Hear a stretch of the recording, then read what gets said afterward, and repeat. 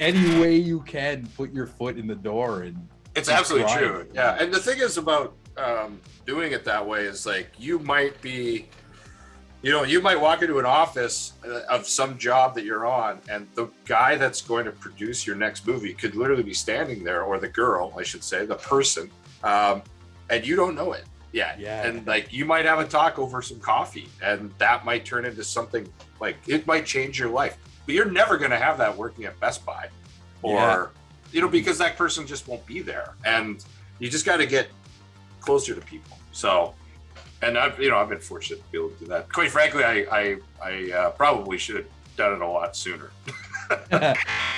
Today on the show, we are joined with director, writer, storyboard artist, and many other things, Christopher Donaldson. And man, this guy's resume is stacked. But today we're talking about his brand new film, Ditched, which is being released this week, January the 18th, on VOD and Blu-ray. We got an early sneak peek of this around the Toronto After Dark Festival in October. And this busy guy gave us some time to talk to him right before he had another meeting. And oh my God, I think I mentioned later in the episode, even though this is a quickie, that this could have been a 5-hour conversation, plus just some of the things he's been working on and has worked on, everything from The Flash, Superman and Lois, Child's Play. He's worked with the producers of Nightmare on Elm Street, which we talk a bit about in this interview. Written for video games like Blood Rain 2 and Need for Speed Most Wanted. Like, oh my God, Chris is a true vet in the industry. And I could probably make this a 5-hour intro, but let's get right into it. Why spend talking about him when you can meet him right now? I can imagine like how much like your industry shifted since like the pandemic, and even this weekend was like my first online experience with a film festival too.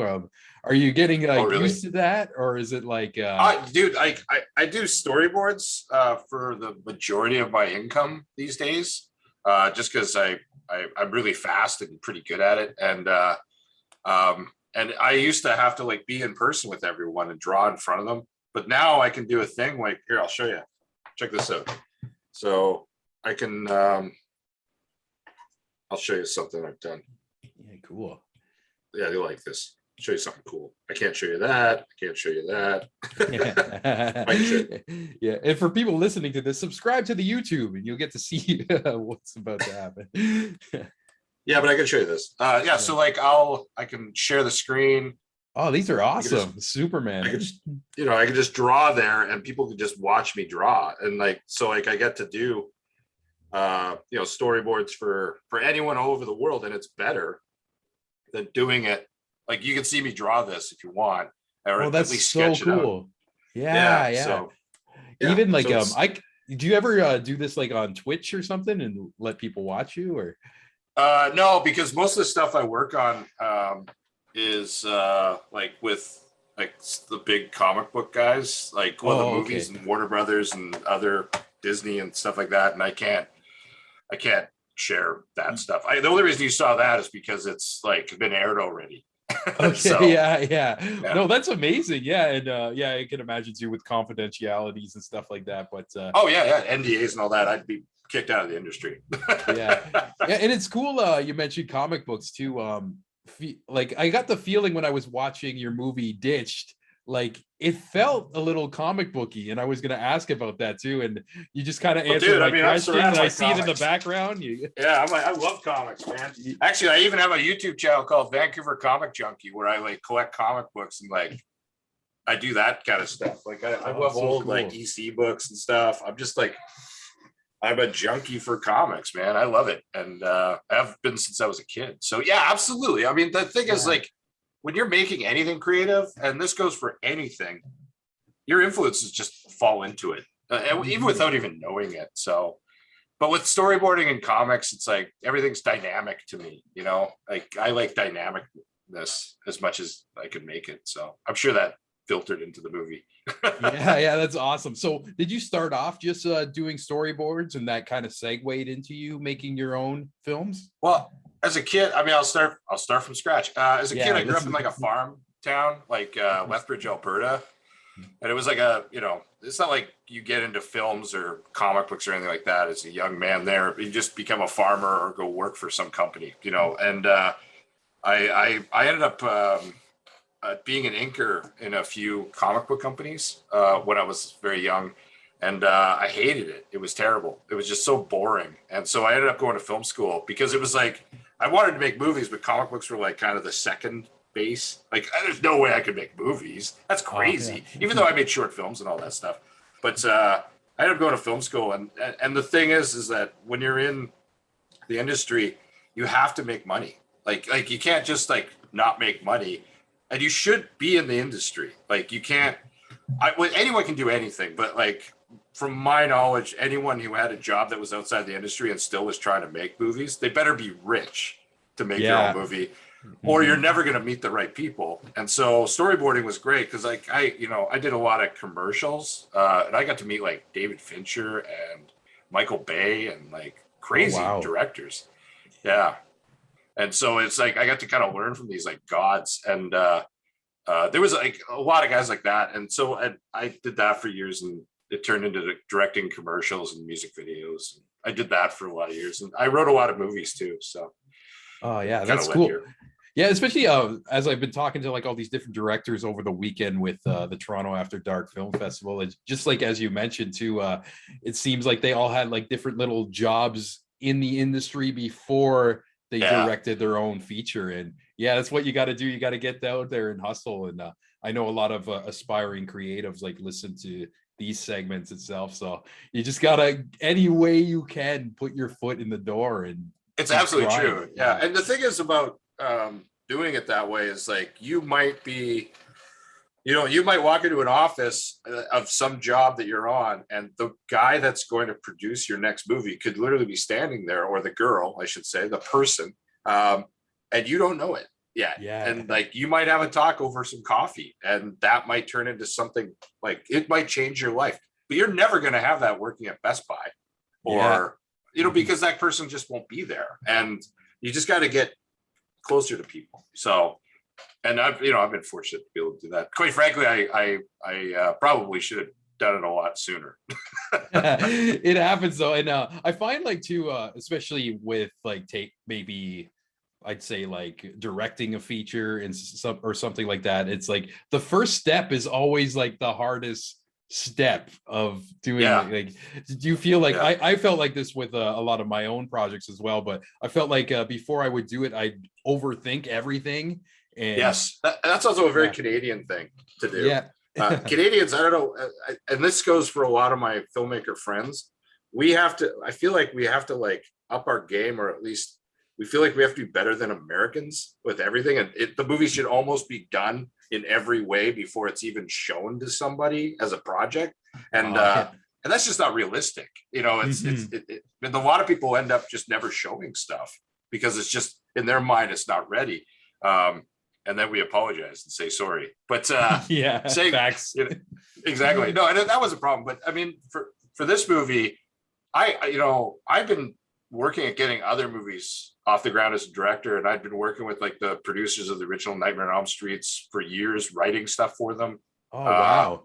And they were trying to get a couple movies up, but the budgets were like $13-15 million, and I was just some idiot from Canada. It was difficult for a first-time director to get that budget at that time. Oh wow! And the thing is, like, it's like 1 out of every 1,000 scripts gets made into a movie. So your odds are pretty low. So yeah, but the thing is, you just got to keep trying because it does work. Most of my filmmaker friends have made movies, and it's good, and some have been very successful. So yeah, for sure. And how was it like working with the Nightmare on Elm Street people? I'm a huge fan of that series. Oh yeah, no, it's great. Rachel Talalay is I consider one of my better friends in life, and we still work together. I do storyboards for her all the time because she lives in Vancouver, and her husband is Rupert Harvey, who produced, I think he produced Nightmare on Elm Street 3, 4, 5, and 6. Yeah, I think 3 was the first one I watched when I was a kid, and then me too. No, 2 was for me. Yeah, but cool. Yeah, I fucking love those movies. But dude, like, it's awesome because she also did Tank Girl. But you go to her house, and you bring up like Nightmare on Elm Street, and she's like, I got shit to show you, and she like brings out like this trunk of stuff, and Yeah, like that's amazing. Original... She's got the claw. And... oddly enough, that one's like the original claw's missing. They don't know where it is. Oh, no way. Oh, and I remember I was like devastated when I heard that, but she has the original drawing of it that the designer made, which I think is pretty great. And it's incredible. Like, it's pretty great. Yeah. She's got, Rupert produced like the Critters movies, and there's a critter in their basement. It's pretty cool. I'd so geek out if I visited there. Oh yeah, the same way. Yeah. No, we tried to you've seen the TV series Preacher?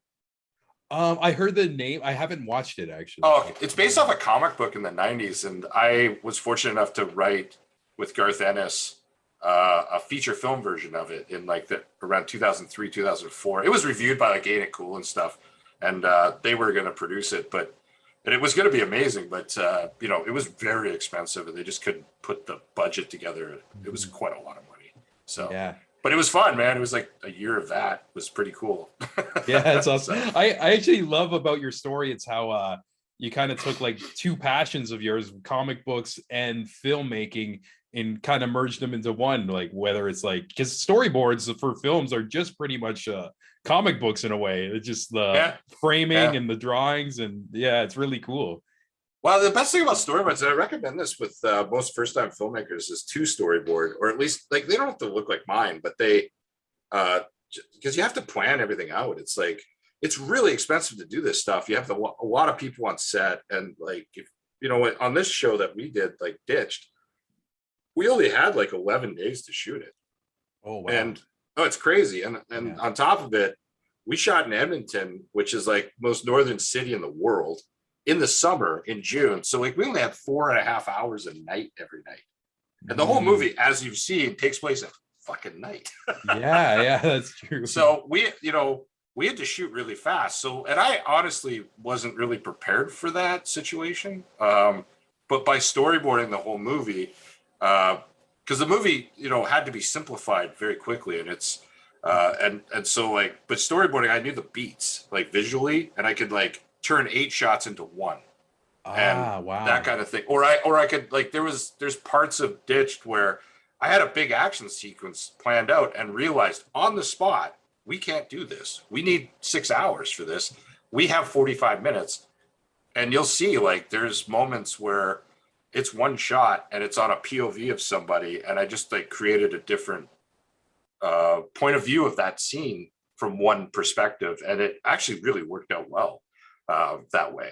That's so interesting to hear. And it's I can see like maybe at the time as you're making it, you might be thinking, oh, this is kind of a crisis, but like it ironed it out, and it just kind of a crisis. It was horrifying crisis. What the hell? Yeah, but like watching the film, like you don't like as a viewer, like I didn't see like or notice like, oh, this is so inconsistent. It just all flowed together and was like a nice puzzle together. Nice. Well, and that's just years of writing and like working with directors and seeing how they do it, and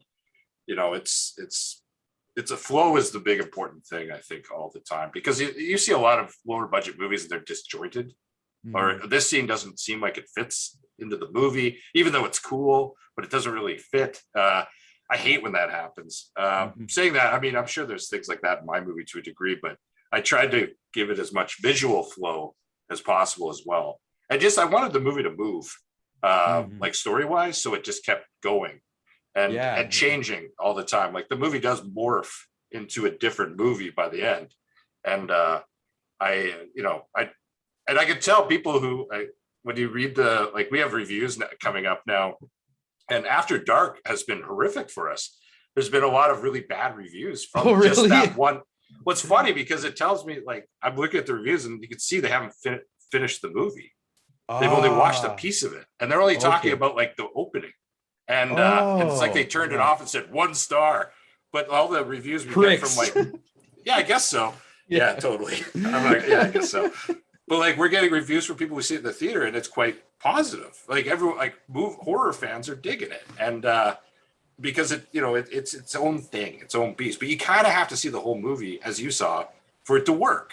Yeah, I don't think people should be allowed to review it if they don't watch the whole thing, or maybe they've had so much movies to watch over the weekend and they were Yeah. trying to cheat it. It's like, okay, I watched 20 minutes of this, I got the gist of it. But like you mentioned, the movie changes and flows, and I Oh, love yeah. like when I was watching it too.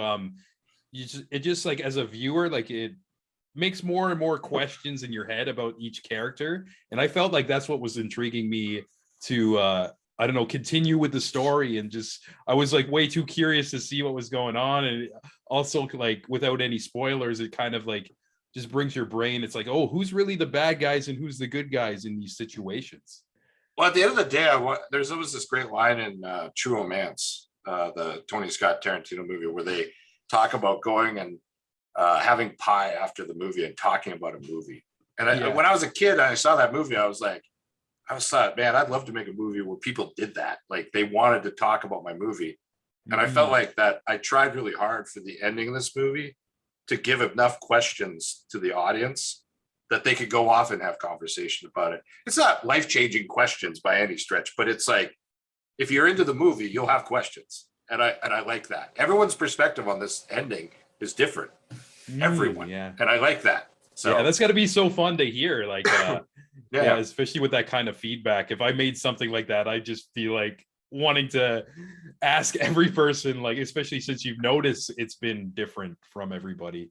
Oh yeah, no, I've had a few questions on my IG account, and Chris Donaldson in 3D on IG.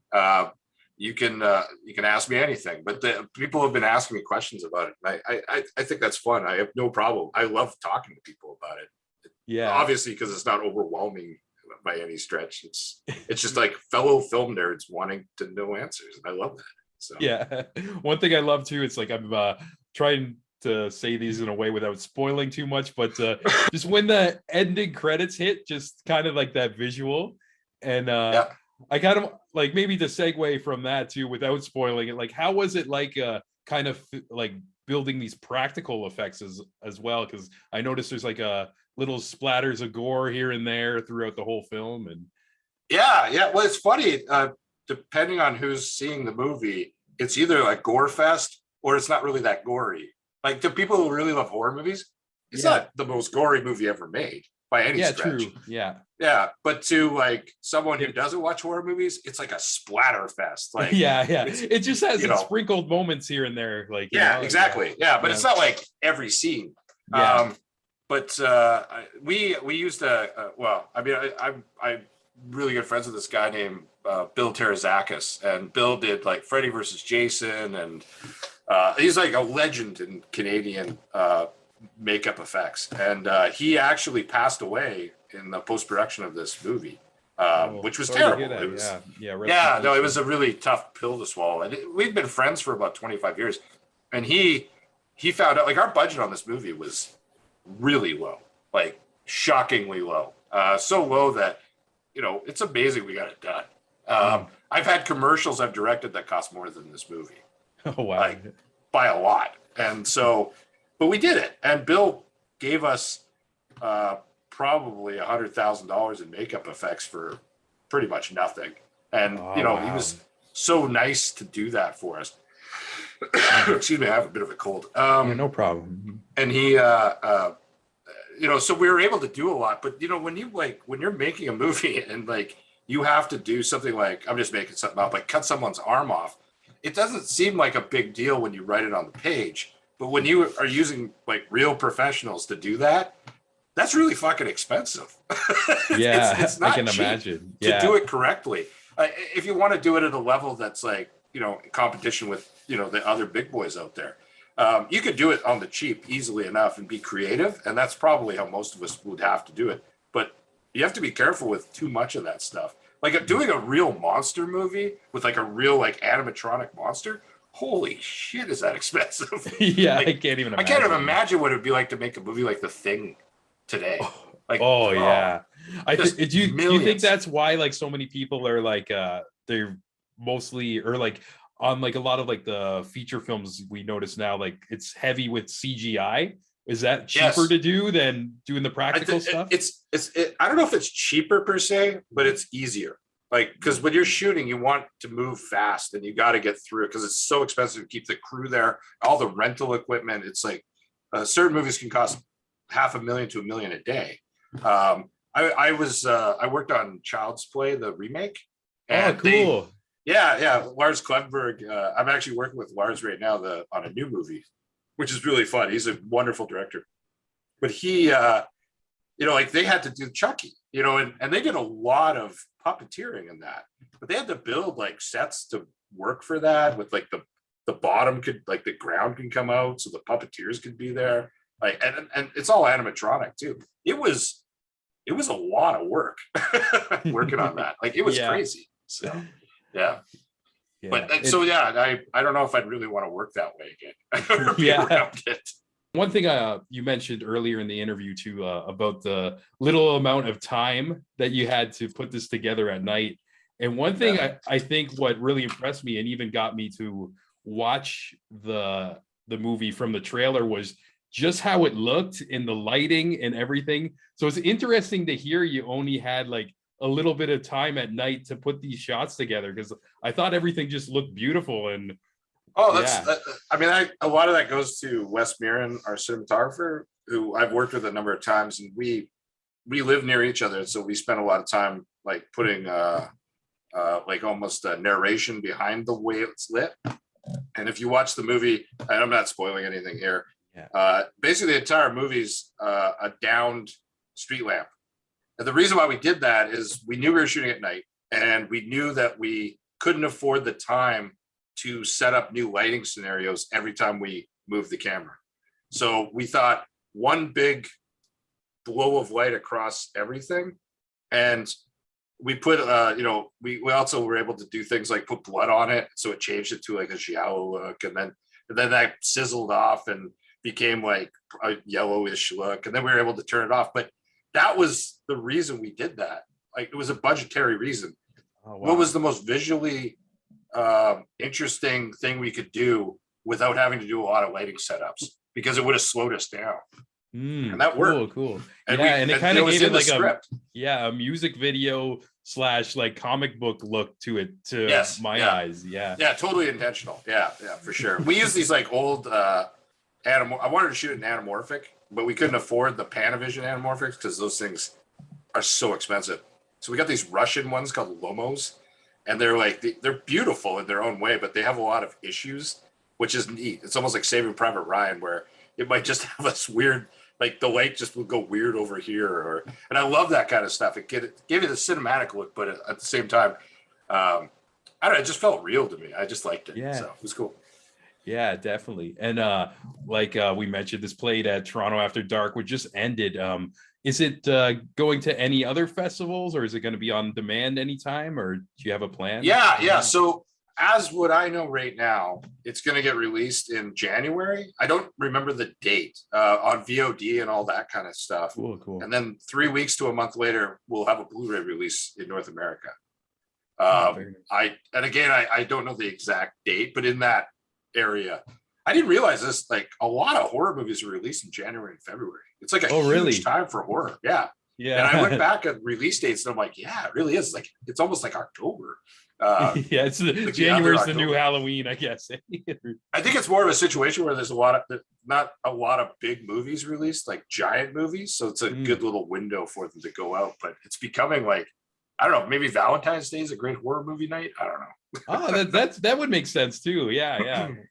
And that's cool. And it's great to kind of hear like little snippets of your whole story too. It sounds like you worked with so many amazing people on all these like different projects and iconic characters, like you showed me in the storyboard, from Superman to Freddy Krueger and all this. But do you have like a favorite thing you've worked on in your career? A favorite thing? Or something like that's very like, I don't know, dear to you, or just a moment in time it came to you where you're like, oh, I can't believe I'm doing this right now. Oh yeah, definitely. I think I brought it up before. Preacher was one of those moments. Oh yeah, because I was so young, and it was like all of a sudden I'm like working with Hollywood people, and they're paying me like Hollywood people get paid, and And it was, it was a year of working on something I was absolutely in love with. Unfortunately, it didn't get made. Yeah. And I can't stand the TV series that did get made out of it, just because it's not my thing. But Yeah. God, I have to say this. The next thing is always the thing I feel is the greatest thing. I know that sounds really cliched, but it's totally true.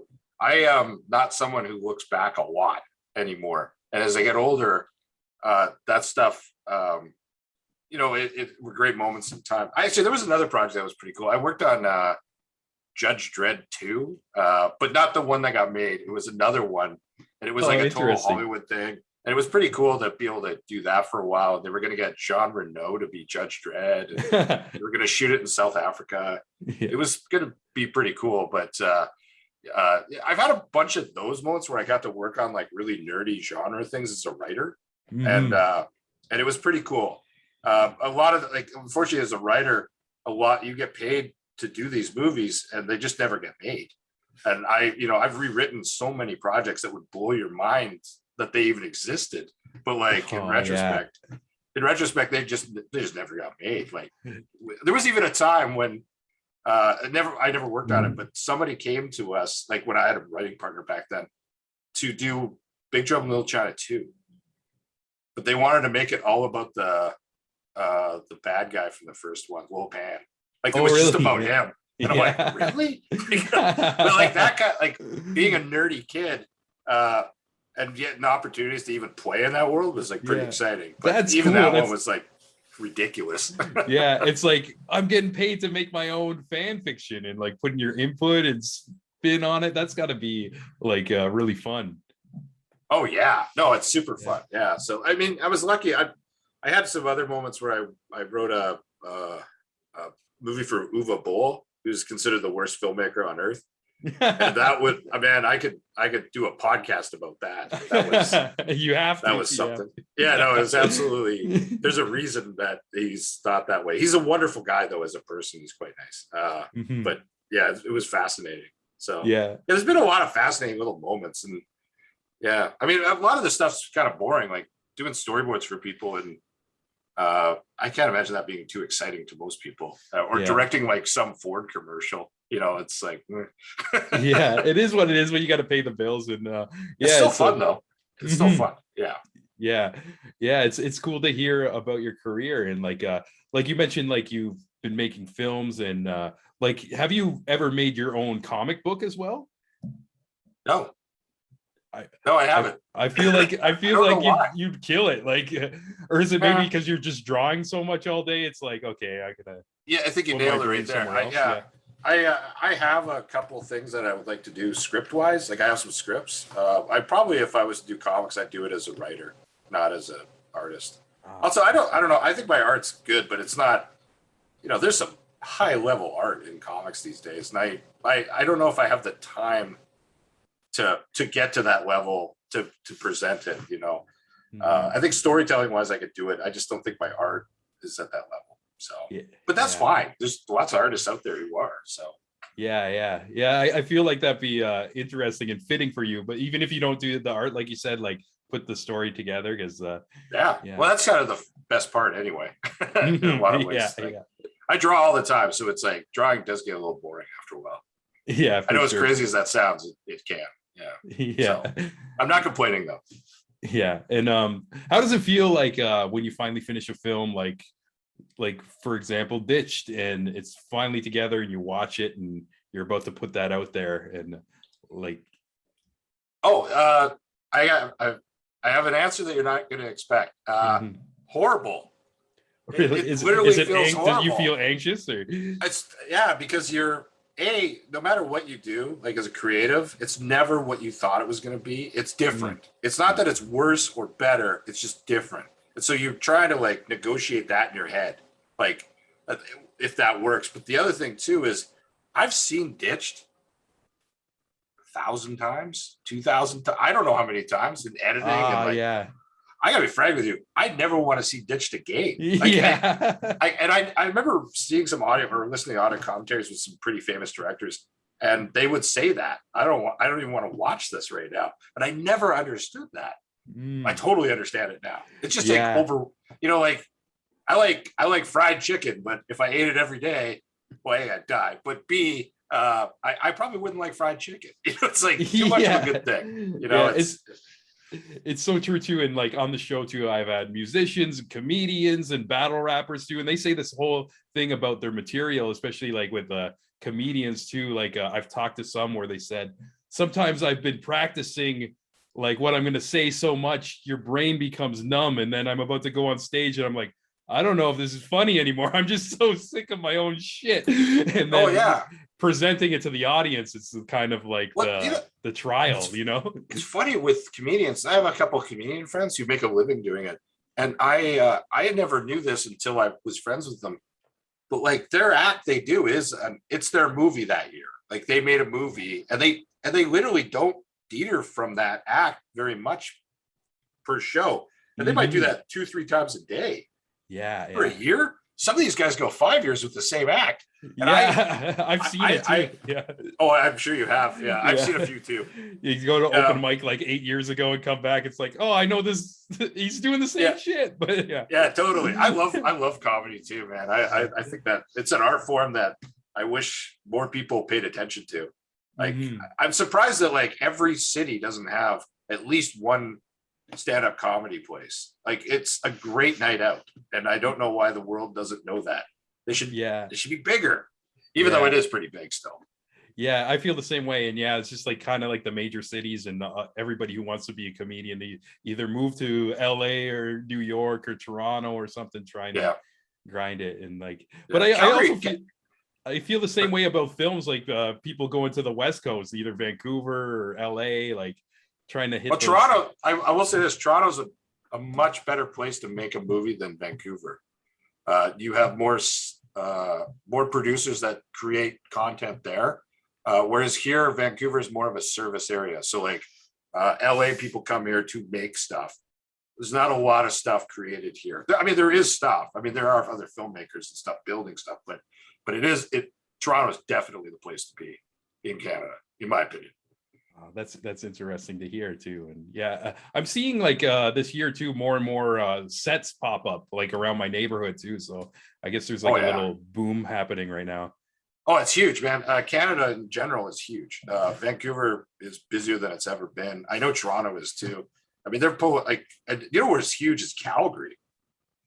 There's some massive shows like new Predator movie and the Last of Us video game adaptation, which is one of the most expensive TV shows in history. And they're doing tons of stuff there. And Winnipeg too is really busy. You can't get crews. If you wanted to make a movie right now, it's really difficult to get the crew for it.